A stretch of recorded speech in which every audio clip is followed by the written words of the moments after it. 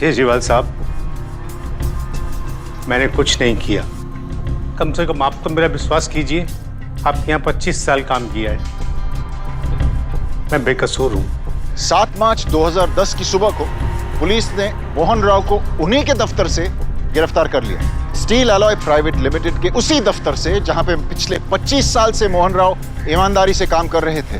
तो फिर ऐसा क्या हुआ कि पुलिस इतने पुराने और वफादार कर्मचारी को पकड़ कर ले गई? दरअसल कंपनी के जनरल मैनेजर ने मोहन राव पर धोखाधड़ी और लाखों रुपयों के गबन के इल्जाम लगाए थे। अब सवाल यह उठता है कि क्या वाकई में पिछले 25 साल से ईमानदारी से काम करने वाले मोहन राव ने ऐसा काम किया? और अगर उन्होंने ऐसा किया तो उन पर ऐसी क्या मजबूरी थी कि उन्हें ऐसा करना पड़ा? या फिर हो सकता है कि मोहन राव किसी साजिश का शिकार हुए थे? चलिए इस मामले के तह तक पहुंचने के लिए हम इस पर सिलसिलेवार नजर डालते हैं। आप लोगों ने मेरे रूम में व्हाइट कलर करवा दिया और एक बार मुझसे पूछा तक नहीं घर लेते वक्त। आरती, तुम दिल्ली में थी ना, और फिर तुम्हारे एग्जाम्स भी तो चल रहे थे, तुम्हें कैसे डिस्टर्ब करते? हाँ माँ, तो एक बार फोन कर लिया होता, एटलीस्ट मैं ये तो बता देती कि मुझे रूम में व्हाइट नहीं पिंक कलर चाहिए। पापा, ये व्हाइट कलर कितना बोरिंग है ना। तो ठीक है ना बेटा, अब पिंक करवा देंगे। अब खुश? लो, फिर शुरू हो गए। देखिए जी, वो कुछ दिनों में ससुराल चली जाएगी, तो फिर इस फिजूल खर्ची का क्या फायदा?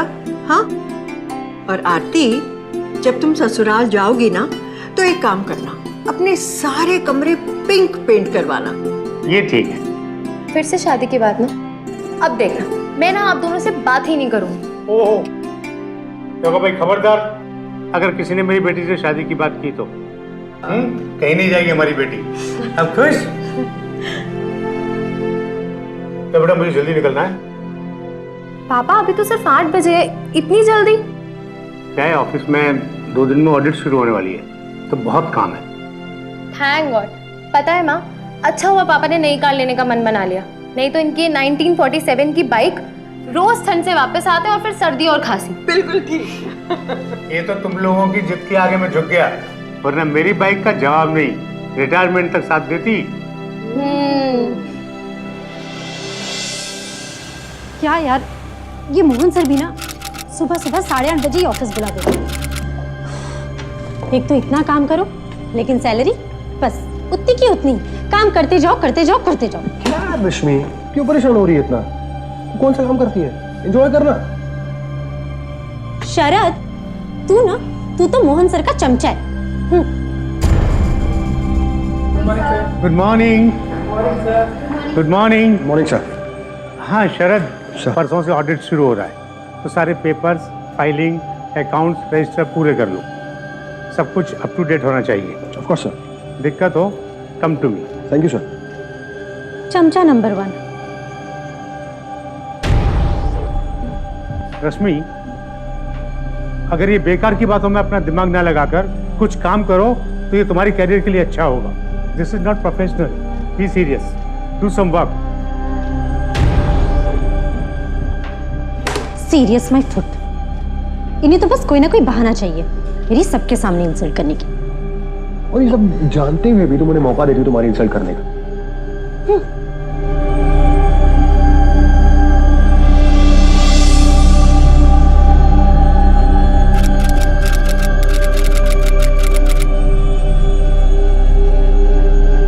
पापा, इतनी देर तक काम? हद होती है काम करने की। बेटा बस थोड़ा सा काम। टाइम ज्यादा हो रहा है, आप और काम नहीं करेंगे। और देखिए, आपकी तबीयत भी खराब है। बेटा मेरी बात सुन, कल से ऑफिस में ऑडिट चालू है और ये काम मेरे सबऑर्डिनेट्स ने किया है। उसमें कई लोग ऐसे हैं जो ये काम पहली बार कर रहे हैं, कहीं कोई गलती ना रह जाए, वही चेक कर रहा हूँ। अच्छा एक बात बताइए, अगर सारा काम आपको खुद ही करना है तो वो लोग किस लिए बैठे हैं? पापा नहीं, अब आप और ज्यादा काम नहीं करेंगे, जो भी करना है सुबह करिए। चलिए खड़े होइए। अच्छा बाबा, ठीक। मेरी झांसी की रानी, तेरी बात तो माननी ही पड़ेगी। Okay, good night. Good night. Sharad, ये कल जो सामान आया था उसका पेमेंट के लिए फोन आ रहा है। थैंक्स। रश्मि, ये वाउचर्स मोहन सर से अप्रूव करवा के चेक पे साइन करवा लो। सेल्फ चेक, क्योंकि कैश विड्रॉ करने में लगेगा। ठीक है, और जो बिल्स होंगे वो फोल्डर में डाल देना। रश्मि, हाँ चेक पे साइन करवाना है। दो।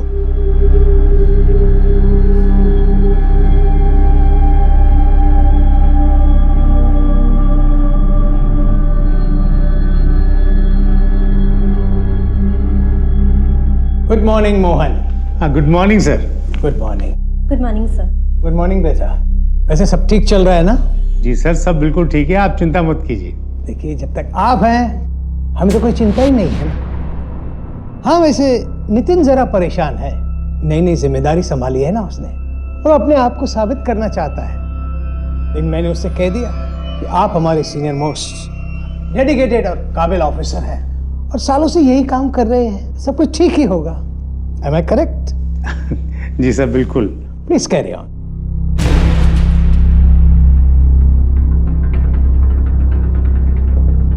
प्रकाश, ये सारी फाइलें हैं, पिछले साल का पूरा रिकॉर्ड, और कुछ चाहिए होगा तो बताना। श्योर। ओके।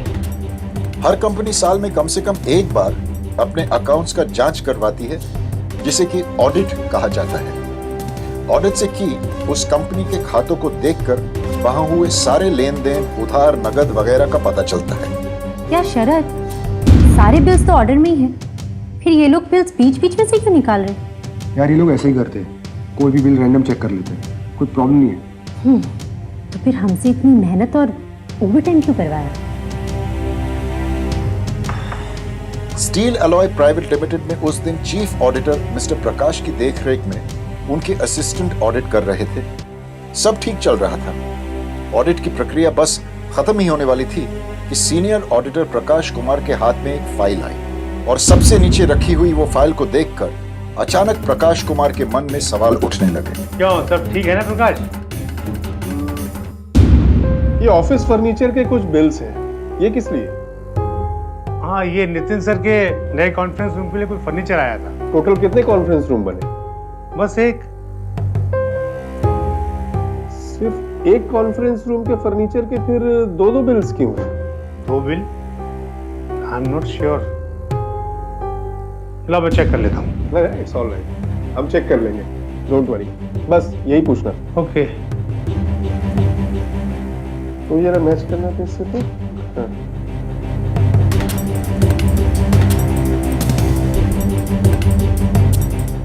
मुझे तो कुछ गड़बड़ लग रहा है, बहुत डिस्क्रिपेंसी है। लेकिन हाँ, इस बारे में तुम दोनों में से कोई किसी से कोई बात नहीं करेगा, ठीक है? जीएम साहब से मिलना पड़ेगा मुझे।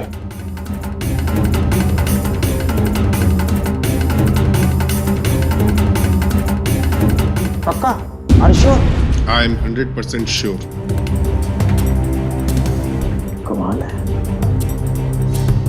मुझे तो यकीन नहीं हो रहा। डैड, इसलिए मैं कहता हूं आजकल किसी पर भी यकीन नहीं किया जा सकता। सर, मेरे हिसाब से हमें पूरी जांच करनी चाहिए, और वो भी आज ही, कल रिपोर्ट सबमिट होने से पहले। बिल्कुल। तो आप ऐसे कीजिए कि हर फाइल और हर बिल अच्छी तरह चेक कीजिए, and then you come back to me. Prakash की सलाह पर कंपनी ने सारी फाइल्स और अकाउंट्स की गहराई से जांच के आदेश दे दी। पिछले साल भर के सारे रिकॉर्ड्स और बैंक स्टेटमेंट्स को पूरी तरह से चेक किया गया, ताकि यह पता चले कि आखिर कितने रुपयों की हेराफेरी हुई है, और साथ में इस बात की भी पुष्टि हो जाए कि प्रकाश ने मोहन पर जो इल्जाम लगाए वो सही है।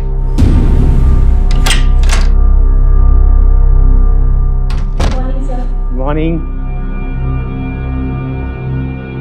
Good morning sir. Morning. Salim, Sharad और रश्मि कहाँ है? सर वो लोग कॉन्फ्रेंस रूम में गए हैं, बोर्ड मेंबर्स आए हुए हैं। Board members? Yes sir. क्या हुआ शरद, क्या हुआ? सर, आपको एमडी साहब ने कॉन्फ्रेंस रूम में बुलाया है। एमडी साहब ने? जी।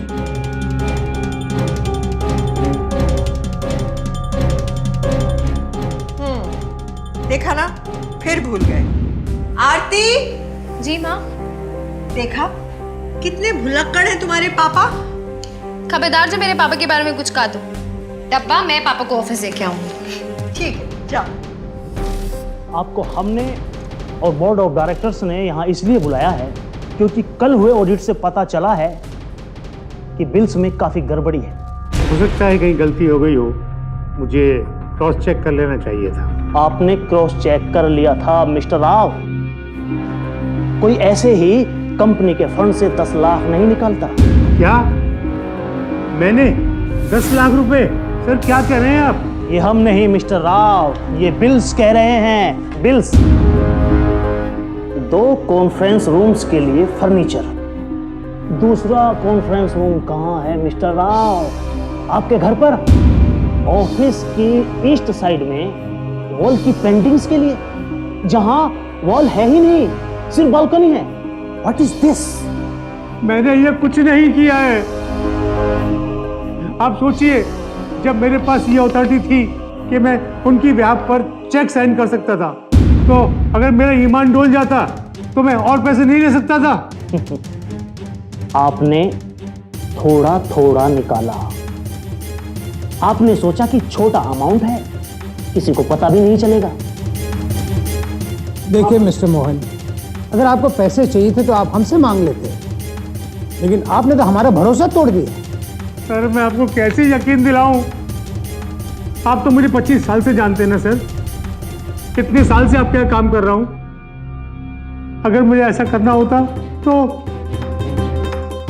बोर्ड मेंबर्स, यहां बेकार में टाइम वेस्ट करने से बेहतर होगा कि हम कोर्ट चलें, ताकि इस धोखेबाज आदमी को सजा मिल सके। भारतीय दंड संहिता यानी इंडियन पीनल कोड की धारा 378 के मुताबिक अगर कोई भी व्यक्ति किसी दूसरे व्यक्ति की चल संपत्ति यानी मूवेबल प्रॉपर्टी को उस मूवेबल प्रॉपर्टी के मालिक की इजाजत के बिना बेईमानी से या फिर धोखाधड़ी से हड़पने की कोशिश करे तो इसे चोरी का अपराध माना जाएगा। और दोस्तों, इंडियन पीनल कोड की धारा 379 के मुताबिक चोरी की सजा 3 साल तक की जेल या फिर जुर्माना या फिर दोनों हो सकती है।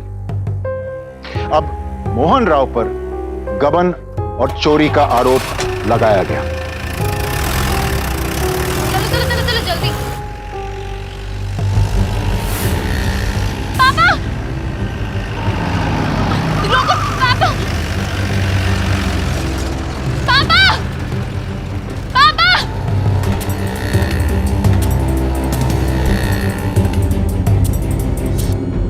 मोहन सर, कभी सोचा भी नहीं था। मुझे भी यकीन नहीं हो रहा। शरद वो पापा को क्या हुआ? उनको पुलिस क्यों लेकर गई है? रिलैक्स, शांत हो जाओ। शांत हो जाओ। पापा को पुलिस लेकर गई और तुम मुझे कह रहे हो कि मैं शांत हो जाऊं? काम करो मेरे साथ, चलो मैं तुम्हें सब बता रहा हूँ। लेकिन बता रहा हूँ तुम्हें।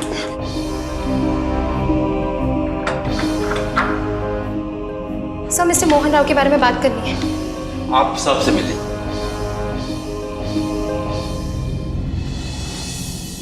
सर, मैं आरती राव।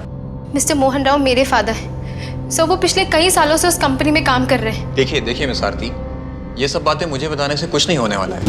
हमारे सीनियर ऑफिसर मिस्टर सक्सेना वो इस केस को हैंडल कर रहे हैं और इस वक्त वो आपके पिताजी से पूछताछ कर रहे हैं। देखिए, आप लोगों के लिए बेहतर ये होगा कि आप लोग एक अच्छे से वकील से मिल लीजिए जो बेल में और आपके इस केस में आपकी कुछ मदद कर सके। वो रवि सर है ना, मोहन सर के फ्रेंड, उनसे बात करके देखते हैं। हाँ, मैं उन्हें कॉल करती हूँ। लेकिन सर, और कितनी देर तक पूछताछ चलेगी? अब सक्सेना सर का पूछताछ करने का तरीका जरा डिटेल्ड है तो थोड़ा वक्त तो लगेगा। आप लोग वेट कीजिए।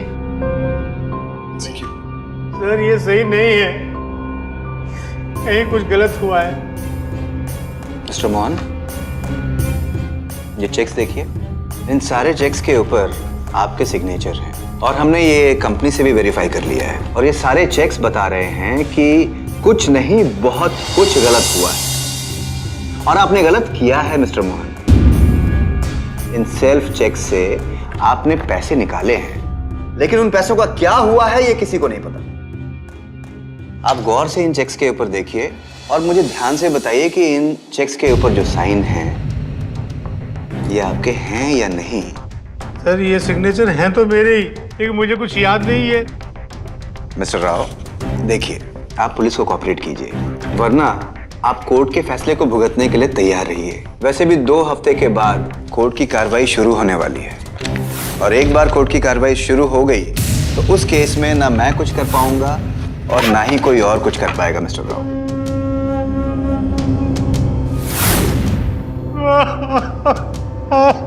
देखिए, ये एक सीरियस ऑफेंस है। कोशिश करें तो बेल मिल सकती है, लेकिन तुरंत नहीं।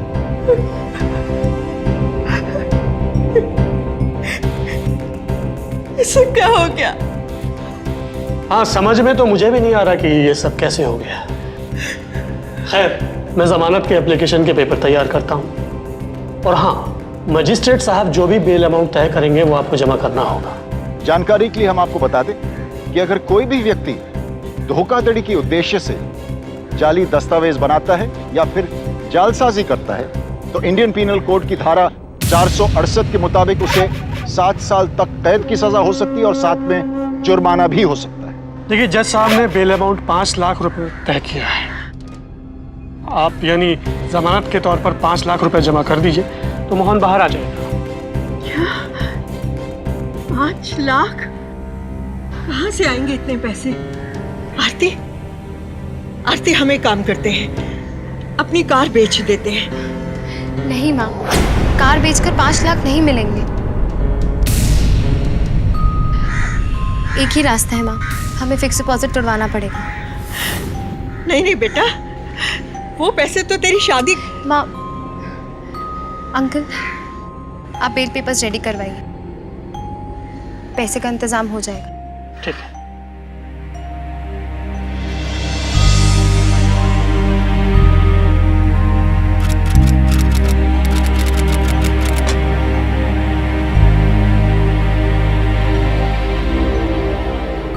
पापा प्लीज मुझ पर भरोसा रखिए, मैं कह रही हूँ ना, सब ठीक हो जाएगा।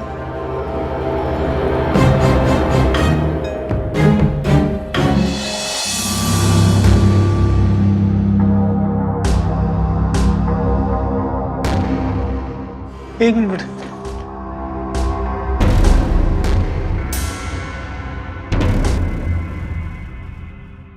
आपको तत्काल बर्खास्त कर दिया गया है और बोर्ड ने निर्णय लिया है कि आपकी पेंशन और पीएफ भी रोक ली जाए।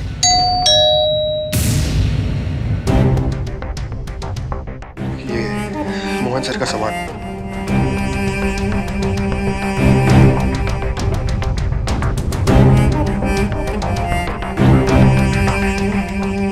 उन्होंने मुझे गलत साबित कर दिया,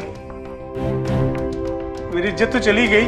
मोहन जी, आप हौसला मत हारिए, हम इस केस के तह तक जाएंगे। सर, मुझे पता है बेकसूर है, मुझे आप पे पूरा भरोसा है सर। सिर्फ मुझे नहीं सर, ऑफिस में से कई लोग जो आप पे अब भी भरोसा करते हैं। इतने सालों तक जिस ऑफिस को मैं घर की तरह समझ रहा था, वहां से मुझे इस तरह निकाला गया। मुझे थोड़ी देर अकेला रहने दो प्लीज बेटा। लेकिन पापा, चाहे कुछ भी हो जाए, मैं ये बात प्रूफ करके रहूंगी कि मेरे पापा गलत नहीं है। उन्हें किसी और ने फंसाया है और उसी ने नकली सिग्नेचर्स करके पैसे निकाले। मतलब फेक सिग्नेचर्स किए? हाँ शरद।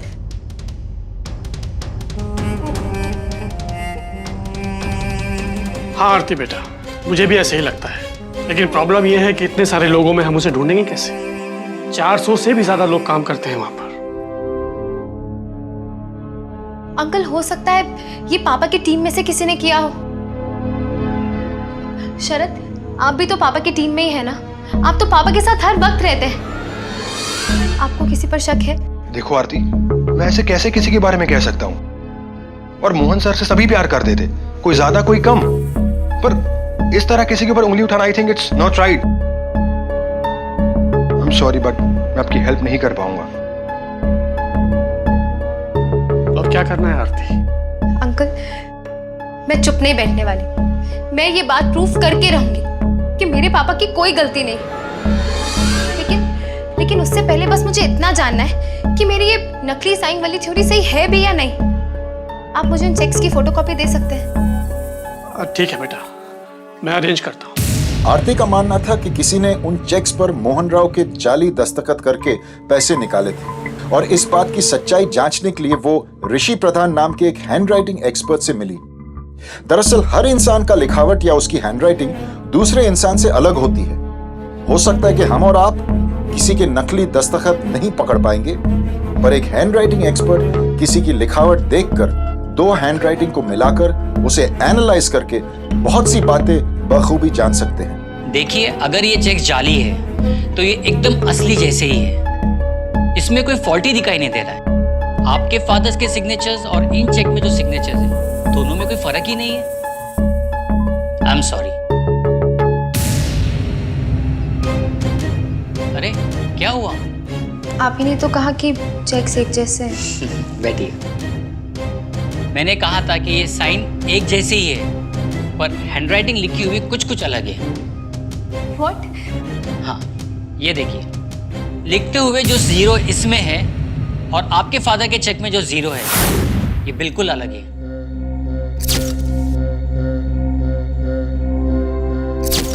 और इसके अंदर जो लिखा हुआ जो K है, वो भी डिफरेंट है। जिन चेक्स के लिए उन्हें अक्यूज किया गया है, वो सारे के सारे चेक्स एक ही आदमी के लिखे हुए हैं और वो आपके फादर नहीं है।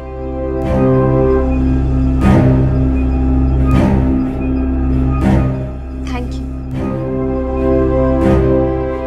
तो तुम हमें बताओगे कि हमें क्या करना है, हमें कैसे इन्वेस्टिगेशन करनी है, राइट?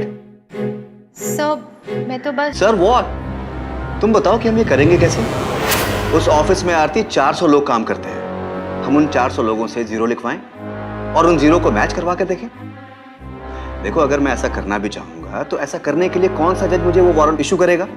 हो सकता है आरती तुम्हारे फादर का कोई साथी हो जिससे कि उस चेक पे लिखवाया गया और बाद में तुम्हारे फादर ने उस पर साइन किया।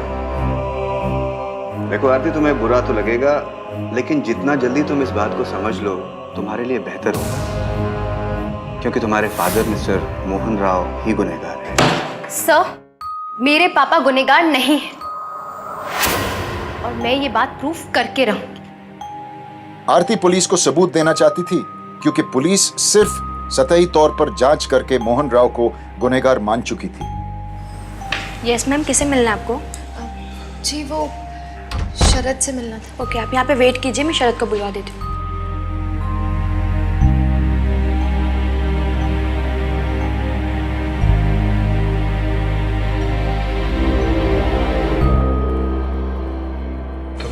शरद, मुझे आपकी हेल्प चाहिए। आपको मेरी मदद करनी ही होगी। You have to help. देखो, मैं आपसे पहले भी कह चुका हूँ कि इस तरह मैं किसी का नाम नहीं ले सकता। आई एम सॉरी, बट मैं आपकी हेल्प नहीं कर पाऊंगा। अच्छा ठीक है, आप मुझे एक बात बता सकते हो कि ऑफिस में ऐसा कौन कौन है जो पापा को पसंद नहीं करता? पहले बाप की चमचागिरी और अब बेटी की चमचा number 1। Excuse me, my father is innocent. उनकी कोई गलती नहीं है। यार आई, मैं भी पटियाला की प्रिंसेस हूँ। ये रश्मि ना जब भी मोहन सर के बारे में बोलती है हमेशा बुरा ही बोलती है। पता नहीं क्या क्या चिढ़े उनसे। इतना गुस्सा आता है मुझे इस पे। शरद, कहीं यही तो वो। मुझे नहीं पता। अच्छा ठीक है, आप मेरी एक मदद करो। मुझे उसकी हैंडराइटिंग मिल सकती है?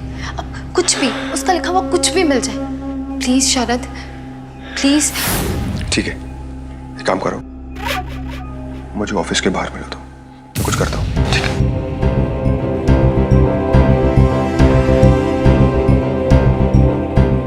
आरती,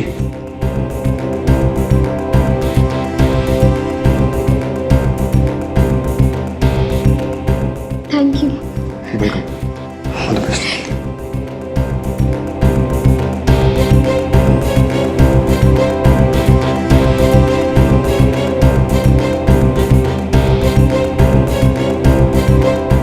सॉरी, ये भी मैच नहीं कर रहा है। अंकल, आप घबराइए मत। मुझे शरद ने पता दे दिया था। मैं रश्मि के घर के बाहर पहुंच गई। तुम वहां पहुंच गई हो? पर आरती, उसकी हैंडराइटिंग तो मैच हो ही नहीं रही है। अंकल, हो सकता है उसने ये काम किसी और से करवाया हो, शायद अपने घर के किसी फैमिली मेंबर से। क्योंकि अगर वो ये पैसे निकाल रही है तो उसके घर के हालात से कुछ ना कुछ तो जरूर पता चल जाएगा। अच्छा अंकल, अभी मैं रखती हूँ, बाय।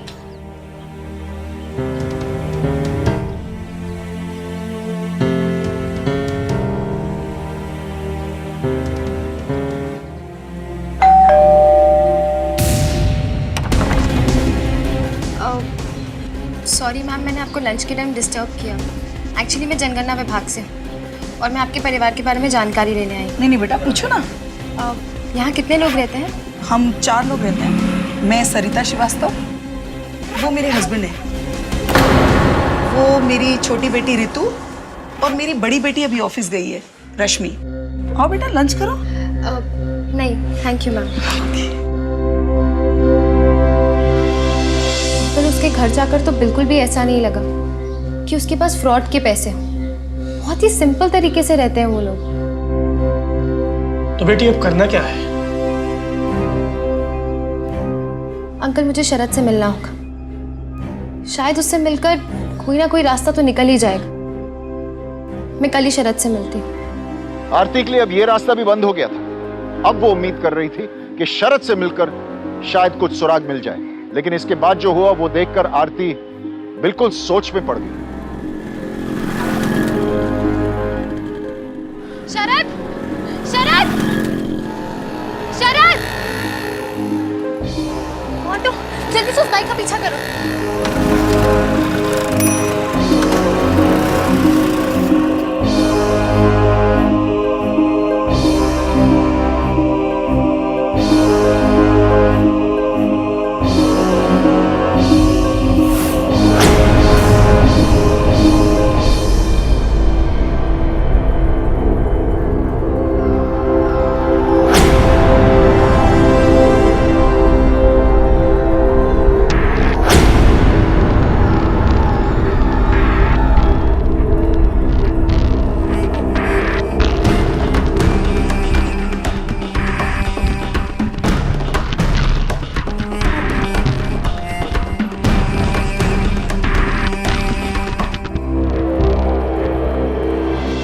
मुझे लगता है कि ये काम पक्का शरद ने किया है और ये सारे फ्रॉड उसी ने ही किए। ऐसा भी तो हो सकता है कि वो पैसे किसी और चीज के लिए। इतने सारे पैसे कैश में, वो भी एक लॉटरी टिकट की दुकान में। नहीं अंकल, मुझे लगता है वो लॉटरी और सट्टे के चक्कर में है और इसीलिए उसे पैसों की जरूरत भी रहती होगी। और एक बात, उसके पास पापा के बाद सबसे ज्यादा एक्सेस था, रश्मि से भी ज्यादा। अंकल, मुझे पूरा यकीन है ये फेक सिग्नेचर्स शरद नहीं किए हैं और उसी ने ही पैसे निकाले हैं। अब बस कैसे भी एक बार उसकी हैंडराइटिंग मिल जाए बस।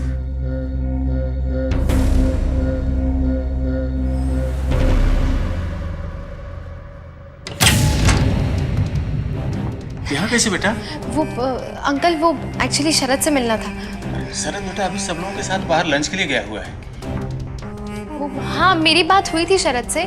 वो एक्चुअली शरद के डेस्क पर पापा का कुछ सामान पड़ा है, सिर्फ वही पिक करने आई थी। अच्छा अच्छा अच्छा, ठीक, जाके देख लो। जी।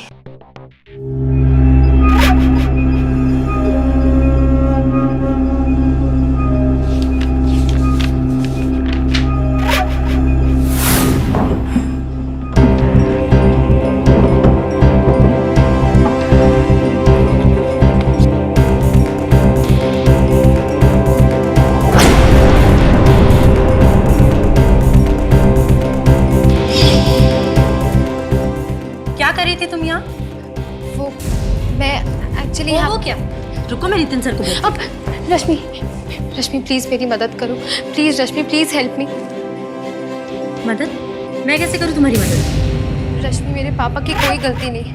मैं यही प्रूफ करना चाहती हूँ कि इन सबके पीछे किसी और का हाथ है। एक्चुअली पहले मुझे तुम पर भी शक था और इसी वजह से मैं तुम्हारे घर भी गई थी। मेरे घर? तुम्हें मेरे घर का पता किसने दिया? शरद से। लेकिन रश्मि, अब मुझे लग रहा है कि इन सबके पीछे शरद का हाथ है। प्लीज रश्मि, प्लीज मेरी हेल्प कर दो। तुम कैसे भी मुझे शरद की हैंडराइटिंग लाकर दे दो प्लीज। ठीक है, मैं तुम्हारी हेल्प करूंगी। Thank you so much.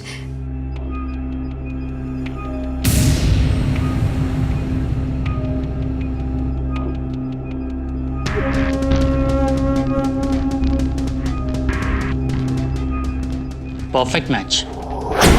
फिर वही हुआ जिस बात का डर था। शरद की हैंडराइटिंग उस चेक की हैंडराइटिंग से मेल खा रही थी। जब ये गुत्थी आरती के सामने खोली तो वो काफी हैरत और गुस्से में थी कि आखिर शरद ने ऐसा क्यों किया। आरती ने पुलिस इंस्पेक्टर सक्सेना से मिलकर वो बातें कही जो कि ऋषि ने उसे बताई थी। वो अपने साथ चेक और हैंडराइटिंग की रिपोर्ट लेकर गई ताकि पुलिस एक बार फिर से इस मामले की तहकीकात शुरू कर सके, लेकिन इंस्पेक्टर सक्सेना इस बात के लिए तैयार नहीं हुए।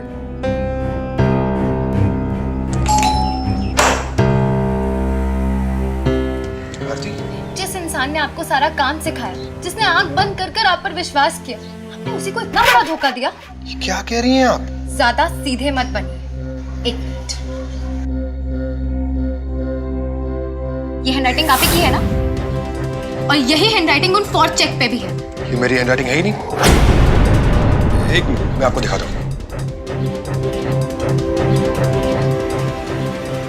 ये देखिए, ये है मेरी हैंडराइटिंग। और कोई अनपढ़ आदमी भी देख के बोलेगा कि ये दोनों राइटिंग्स अलग अलग हैं।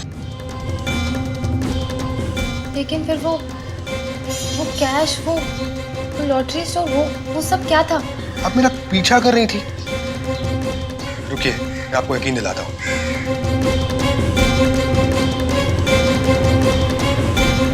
चलिए। अरे शरद, तुम क्या हुआ? मल्होत्रा साहब, ये मेरी दोस्त हैं आरती। आप इन्हें बता सकते हैं कि वो जो कैश मैंने आपको दी थी वो क्यों दी थी? कौन सा कैश? अच्छा, वो रूम रेंट का डिपॉजिट। क्यों, कुछ प्रॉब्लम हो गई क्या? नहीं नहीं, थैंक यू। चलो। शरद, आई एम सॉरी। मुझे लगा कि आपको जुए और लॉटरी की लत है और इसीलिए आपने फेक सिग्नेचर्स करके वो पैसे निकाले। आरती, मैं मोहन सर के साथ ऐसा करूंगा? मैंने कहा ना शरद, आई एम सॉरी। एक्चुअली मैं जल्द से जल्द सबूत इकट्ठा करना चाहती थी, सिर्फ इसी वजह से वो सब। खैर छोड़ो यार इन सब बातों को, पर मुझे एक बात बताओ, वो पेपर्स तुम्हें किसने दिए थे और किसने कहा कि वो मेरी हैंडराइटिंग है? अरे वो पेपर्स मुझे रश्मि। रश्मि? पर रश्मि ऐसा क्यों करेगी? इन सब के पीछे रश्मि का हाथ है। आरती को अब पक्का पता चल चुका था कि धोखाधड़ी और गबन के मामले में रश्मि ही जिम्मेदार थी। उसी के कारण आरती के पिता मोहन राव को इतनी बेइज्जती सहनी पड़ी थी। आरती ने तय कर लिया कि रश्मि के खिलाफ सारे सबूत उसे हासिल कर लेने चाहिए ताकि रश्मि के खिलाफ एक मजबूत केस बनाया जा सके।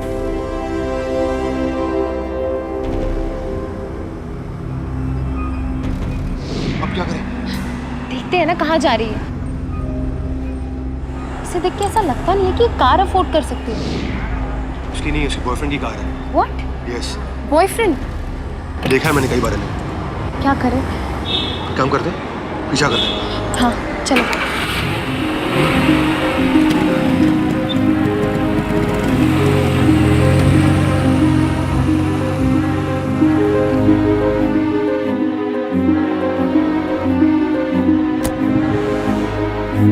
यहाँ क्या कर रही है? नहीं, अंदर कहाँ जा रही है?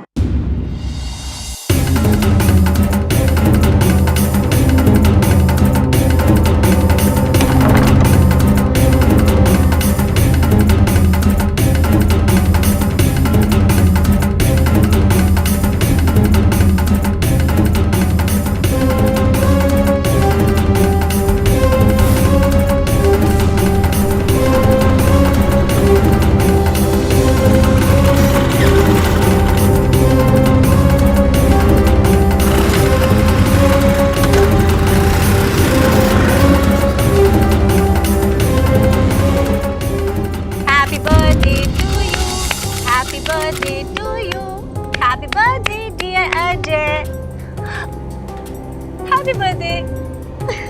Thank you, sweetheart. Ajay, this is for you. What? It's just right. Kholo, kholo, kholo. Hey, tablet. Yes. Wow.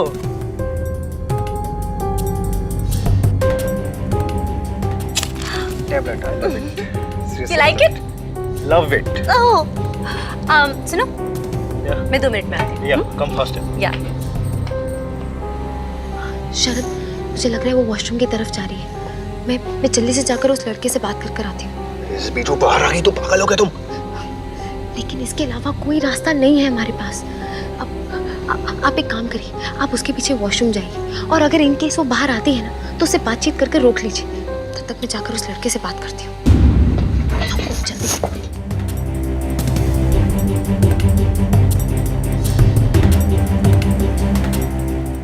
Excuse me. Look, I know आप मुझे नहीं जानते हैं, लेकिन आप मेरी मदद कर सकते हैं। देखिए, आप अच्छे घर के लगते हैं, लेकिन जिस लड़की को आप डेट कर रहे हैं वो लड़की फ्रॉड है। उसी ने मेरे पापा को नौकरी से निकलवाया है और उसकी वजह से ही मेरे पापा पर केस चल रहा है। हे रश्मि, तुम यहाँ। देखिए, आपको अंदाजा भी है आप किसके बारे में बात कर रही हैं और क्या बात कर रही हैं। रश्मि एक बिजनेसमैन की बेटी है, उसके पास खुद इतना पैसा है कि वो ये सब क्यों करेगी। वो जॉब भी इसलिए कर रही है कि अपने डैड को दिखा सके कि वो अपने दम पर भी कुछ कर सकती है। She is an independent girl. Listen, मुझे आपको सुनने में कोई इंटरेस्ट नहीं, आप जा सकती हैं यहाँ से। देखिए, मैं झूठ नहीं बोल रही हूँ। रश्मि के पास कोई बड़ी गाड़ी नहीं है, उसके पास कोई बड़ा घर नहीं है। वो आनंद नगर चौल में रहती है। मैं आपको कुछ कह नहीं रहा, इसका मतलब कुछ भी बोलती चली आएंगी। तो हम कल मिलते हैं? हाँ, ठीक है। यहाँ तुम्हें टाइम पे पहुँचना है, ऑफिस का भी टाइम पे आना ही नहीं है ना? चलो बाय शरद। प्लीज मेरी बात समझने की कोशिश कीजिए। आप एक बार मेरे साथ चलिए और अगर आपको लगता है इस बात में कोई भी झूठ है तो आप रश्मि को ये सब बता सकते हैं।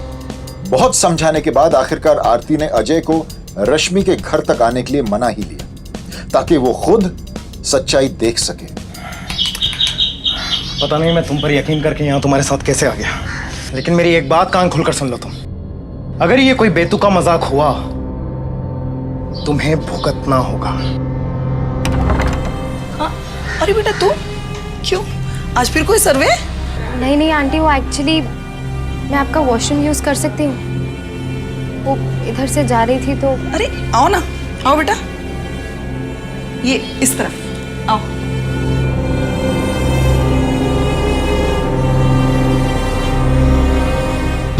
उसे वहां भी विश्वास नहीं हो रहा था कि रश्मि, जिसने हमेशा खुद को एक अमीर लड़की की तरह दिखाया था, वही रश्मि असल में इस घर में रहती है। अजय वो सिग्नेचर्स की नकल कर कंपनी के अकाउंट से पैसे चुराती है। देखो, ये सब मुझे नहीं पता, ठीक है? ठीक है, इसे प्रूफ करने का एक तरीका है मेरे पास। अगर जो मैं बोलूंगी वैसा आप करोगे तो। क्या? अजय, क्या बात है? तुम इतने परेशान क्यों हो? कुछ बात नहीं है। कैसे कैसे बताओ ना, इतने चुप चुप हो आज, कोई तो बात होगी। रश्मि, मेरे कंपनी के अकाउंट का ऑडिट चल रहा है, जिस वजह से मेरा अकाउंट फ्रीज कर दिया गया है और मुझे अर्जेंटली 1-1.5 लाख रुपए की जरूरत है। 1-1.5 लाख? रश्मि, मुझे तुमसे बोलते हुए बहुत बुरा लग रहा है, लेकिन क्या तुम मुझे पैसे दे सकती हो? मैं तुम्हें 3-4 दिन में रिटर्न कर दूंगा। अजय, इस वक्त थोड़ा मुश्किल होगा। मेरे पास इतने पैसे नहीं होंगे। अजय, लेकिन मैं ट्राई करती हूँ ना, मैं कोशिश करती हूँ। मुझे बस थोड़ा टाइम दे दो।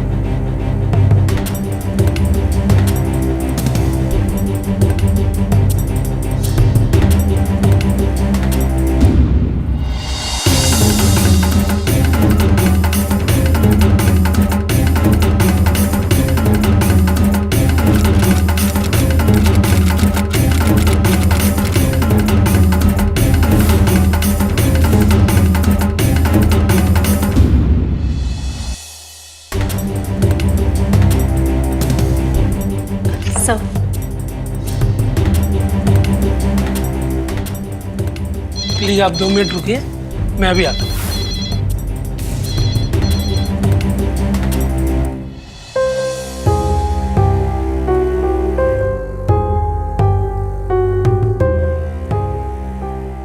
रश्मि श्रीवास्तव,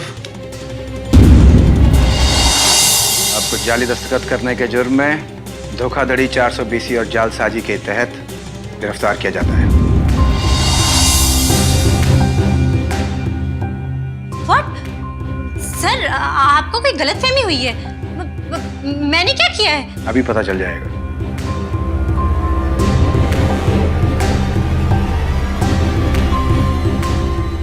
तुमने फंसाया मेरे पापा को।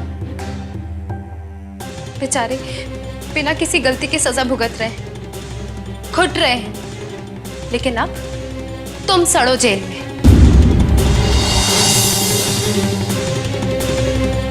चलो।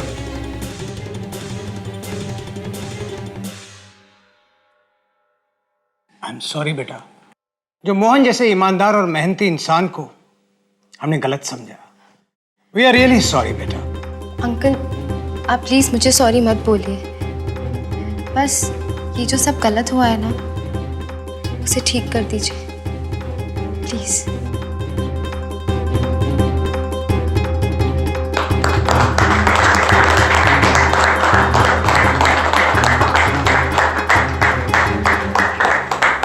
Welcome mister Mohan, welcome. आखिरकार आरती ने अपने पिता मोहन राव को न्याय दिलवाया।